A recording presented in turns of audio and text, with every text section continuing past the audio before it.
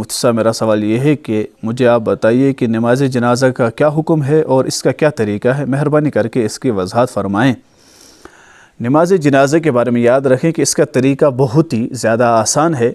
अगर हम इसको समझेंगे तो हमारे लिए आसान होगा कि हम नमाज जनाजा अदा करेंगे।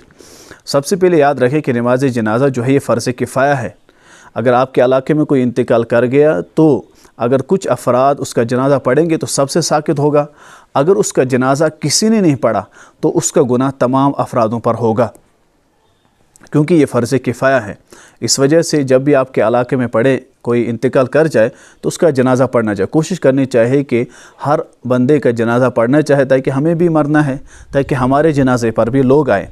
जनाजा पढ़ने में कोताही ना किया करें। कोशिश करें जब कोई इंतकाल कर जाए तो पहले पहुंच जाए। ये नहीं कि जनाजा खड़ा हो फिर जाएं, उससे पहले भी बहुत सारे काम होते हैं, उनमें भी अपना हाथ बटाया करें। अब रहा तरीका बहुत ही आसान है। याद रखें नमाज जनाजा में 2 फ़र्ज़ है। पहला फ़र्ज़ ये है कि क़याम और दूसरा है 4 तकबीरें। ये 2 फ़र्ज़ है। फ़र्ज़ अदा हो गए तो आपका जनाजा आ जाएगा। अब बीच में उनमें जो कलिमात पढ़े जाते हैं वो भी आसान है। जनाजे के शुरू करने से पहले हम नियत पढ़ते हैं।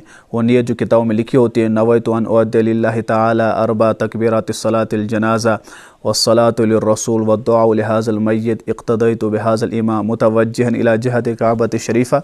ये जो नियत है, ये नियत करनी अगर आपको याद है तो पढ़ ले, याद नहीं है तो आपके दिल में जो नीयत है कि जनाजे पढ़ने आया हूँ, इमाम भी होगा, किबले की तरफ मुँह है और इस मैयत के लिए दुआ ही करनी है, तो ये जो दिल का इरादा यही नीयत है। अगर आपको ये ज़ुबानी याद नहीं है, अगर आप याद कर रहे हैं अरबी तो ठीक है, अगर नहीं तो दिल के इरादे में जो है वही असल नीयत है, जो आप अपनी ज़ुबान या अपनी लैंग्वेज या अपनी सोच के एतबार से सोच रहे हैं दिल में, वही नीयत है।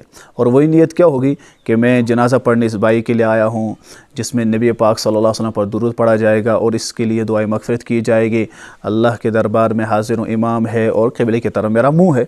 ये नीयत दिल में होती है, ये हुई नीयत असल है। अब क्योंकि हमें ये याद होती है तो अगर ये ना बताया जाए तो लोग कहते हैं शायद जनाजा नहीं हुआ, क्योंकि इसने ये नीयत नहीं बताई। उसके बाद जब आप अल्लाह अकबर करेंगे तो उसके बाद सना पढ़ी जाती। सना वही नमाज में जो पढ़ी जाती है वही पढ़ सकते हैं आप, सुबहानक अल्लाहुम्मा बिहम्दिका व तबारक अस्मुका व तआला जद्दुका, या इसमें वो एक लफ्ज़ और ऐड किया जाता है वजल्ला सनाउका वला इलाहा गैरु। अगर ये ऐड आप करेंगे तो ठीक है, नहीं कर रहे हैं तो कोई बात नहीं। उसके बाद अल्लाह अकबर इमाम साहब फिर करेंगे, क्योंकि 4 तकबीरें, पहली तकबीर जब अल्लाह अकबर होगा तो सना पढ़ी जाएगी।